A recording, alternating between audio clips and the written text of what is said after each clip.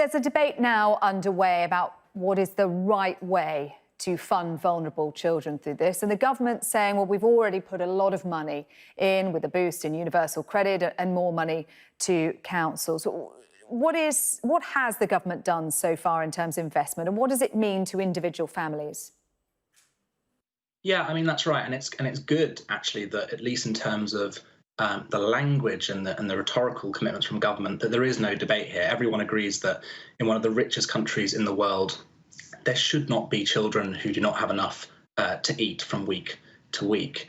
Actually, the issue, though, I think, is that that there is not the investment in place from government at the moment. So there's been support given to local authorities to help particularly hard up and distressed families. That money has now all been spent. That was due to expire in September, and indeed there's been more demand for it than there was provision put in place in the first place.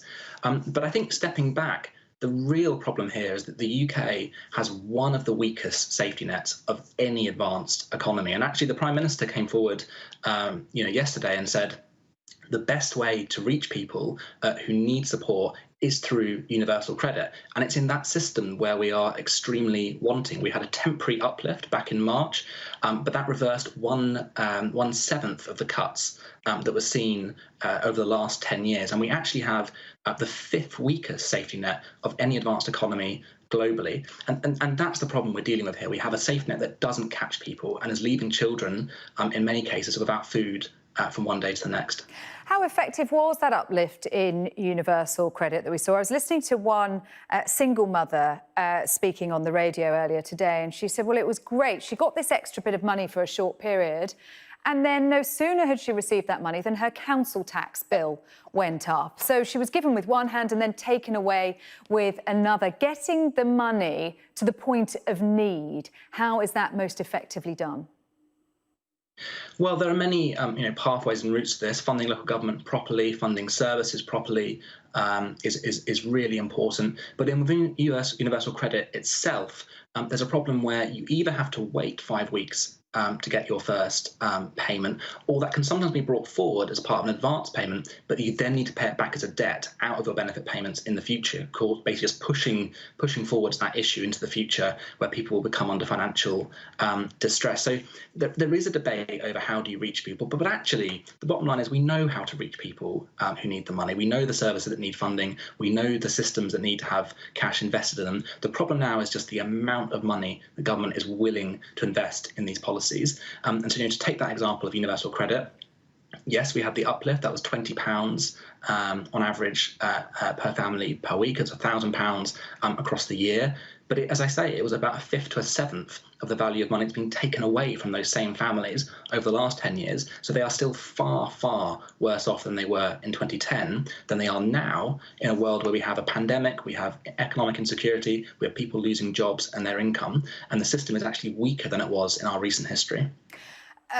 The government voted last week against extending the free school meal voucher over the October half term, which we are now into for most people. How much would it have cost? Is it a question of money?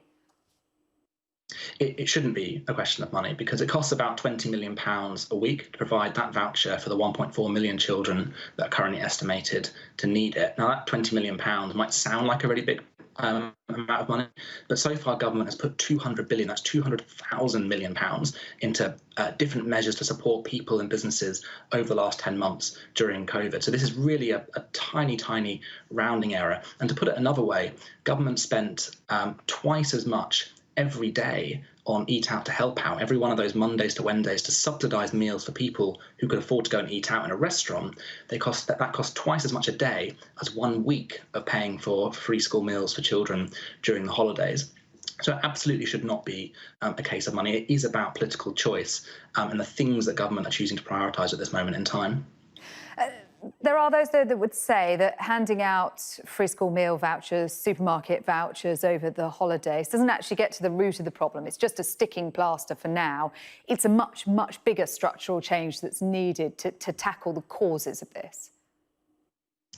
Well, I think it's absolutely true that that we need multiple lines of attack and defence in terms of tackling poverty and economic inequality. Right now, we're obviously in the middle of a pandemic, and government should be focusing on three things: protecting jobs, protecting income, and creating new jobs, because we all know that in 12 months' time, the economy will not look the same as it looked 12 months ago.